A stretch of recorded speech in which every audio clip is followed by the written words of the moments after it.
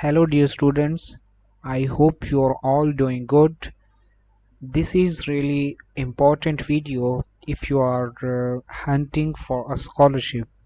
So, I have been asked many times that what is a professional or a proper email format we should use to send to the professors so that we could have maximum chances to be accepted.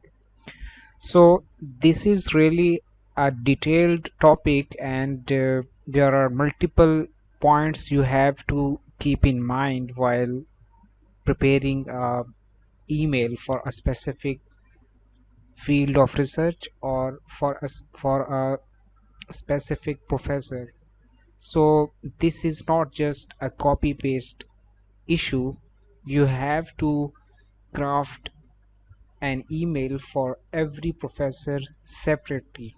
So for this purpose, I think you have to keep 4 to 5 points in mind. So what are those points? I will be discussing them one by one so you could have a better idea that what is the professional or a proper way to communicate with a professor who can support for your higher studies, or who can offer you an acceptance for his or her research lab. So first of all, you have to list down your topic of research interest. So you have to be very clear that what are the topics which are interested for you, or which are in which topics you are going to research in future. So this is really important. So if you are trying to get admission, or if you are trying to get an admission in a lab which is not related to your field, then you will have zero chances that you can be accepted in that lab. So you have to short list all those labs which are related to your field, and which labs are working in your field of research. So this is really important. The second step is to read the papers of those professors who are leading those labs. So for example, if a lab is researching on machine learning or artificial intelligence, then you have to be interested in those topics, and then you have to read the topics of those fields, and you have to read those papers which are being written by the professor leading that lab. So this is really important, because if every field is categorized into subfields. So if we talk about machine learning, then there are multiple fields in this, and you have to shortlist one, or you have to shortlist uh, you know the field of interest, and you have to match your field of interest plus the field of uh, the professor's research. So this should be matching somewhere. So it will be very effective that you read papers and then you write your own research proposal according to that research field. So this is also very important that you um, write an email in such a way that you can communicate your knowledge of research, and you have to mention that you have to show that you have read the papers of that professor. So let's talk about the email sample, and this is just a sample. uh, I will not expect that you will copy this format and you send same like this. So I hope you will make changes in this, and you have to make changes according to your own circumstances. So this will be really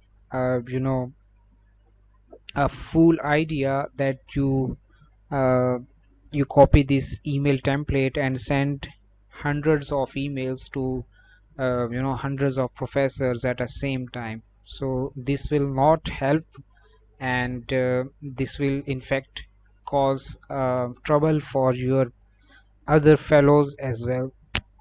So first of all, you have to mention the degree level, and you have to mention that you are requesting for a supervision, and you have to mention your area of research as well. So this will be your email subject.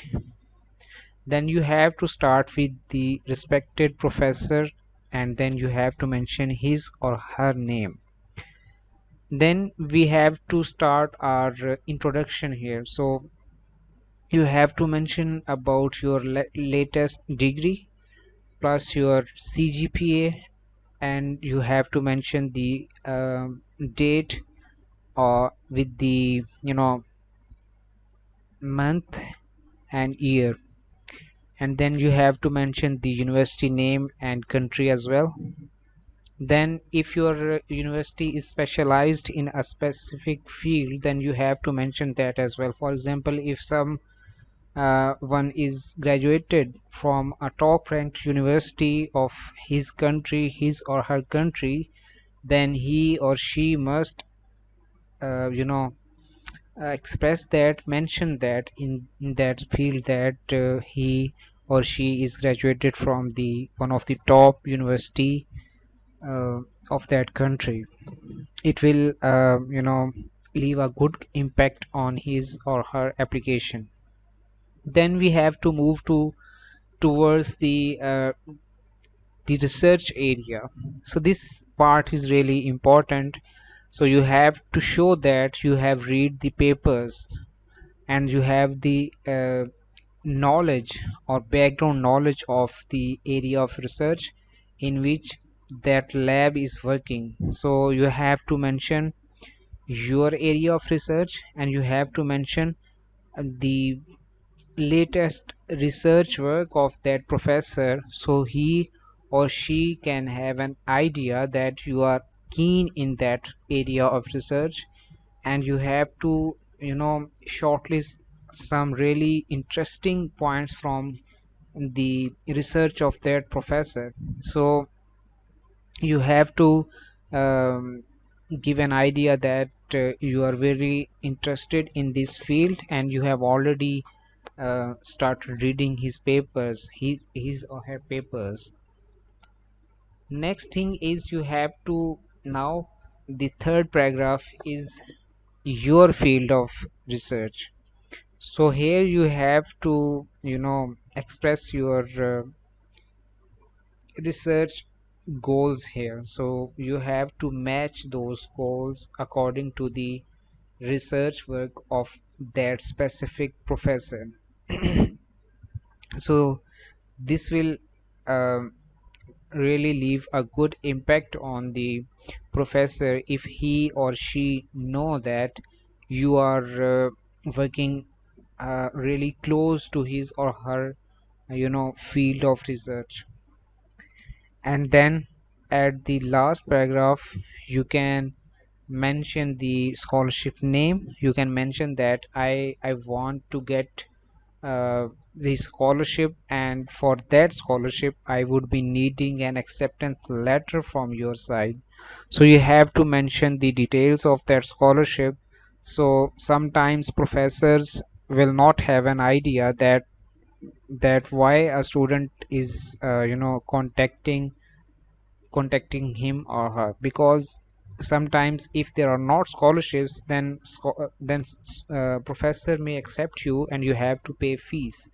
But if you mention that you are applying for the scholarship, and for that scholarship you have to get the acceptance from the professor, then that's then that professor will have an idea that you will be needing an acceptance letter, and he or she will provide you the acceptance letter.